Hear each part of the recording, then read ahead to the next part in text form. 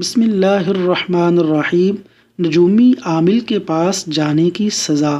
رسول اللہ صلی اللہ علیہ وسلم نے فرمایا، جو شخص کسی نجومی کے پاس آیا اور اس کی بات کی تصدیق کی، اس کی 40 راتوں کی نمازیں قبول نہیں ہوں گی۔ صحیح مسلم۔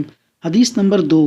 رسول اللہ صلی اللہ علیہ وسلم سے کچھ لوگوں نے کاہنوں یعنی غیب کی خبریں بتانے والوں کے بارے میں سوال کیا، تو آپ صلی اللہ علیہ وسلم نے فرمایا، وہ کچھ بھی نہیں جانتے۔